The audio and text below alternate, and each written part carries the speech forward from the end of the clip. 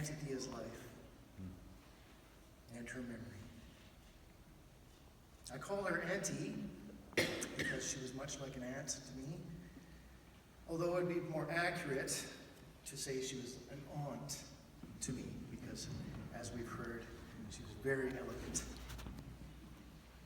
Our family would often see her during the holidays or on special occasions, and there would be good food, Swedish delicacies, and you've never seen so many little dishes and spoons.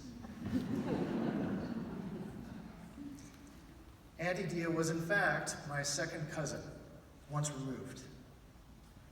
But that's a mouthful, so I stick with Auntie.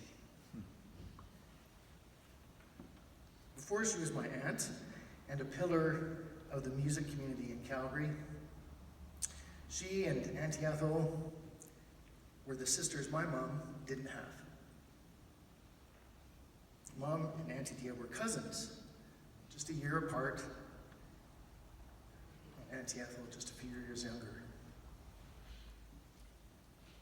Growing up, they would get together and do the things that sisters do. On trips through the U.S. back before A&W was in Canada, Mom would drink Auntie Dia's root beer for her because, ostensibly, Auntie Dia didn't like root beer. After learning to ride a bike, Dia would come into Red Deer from the farm, and she and Mom would ride around town. But for Mom as a little girl, none of the glories of Red Deer could compare to the adventures that awaited her at the farm with her cousins. There were the treks just to get there.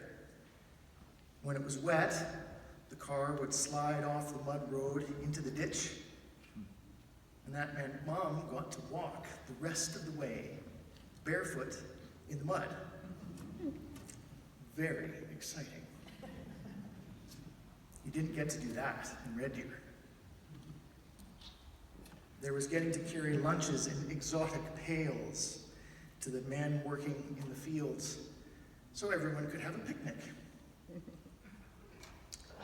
There were the fancy tea parties. Auntie Dia enjoyed entertaining even then. But she wasn't necessarily that keen on inviting her little sister. Because, she's so little. So Dia needed some convincing that Ethel could join them. And a solution was devised. Ethel could be their dog. That seemed to work. Wow. There were the equestrian activities. What little girl doesn't love horses, right? Mom thought Dia and Ethel were very lucky to get to ride horses to school by themselves. Indeed, when Auntie Dia was 7 or 8, the sensible thing was for her to ride to school instead of having to walk the couple of miles. So the family got an old pony named Bob that another family had used for a school run, but didn't need him for it anymore. And Dia rode old Bob the pony to school. One particular morning, around 10 a.m., Bob came meandering back into the farmyard with Dia still on his back.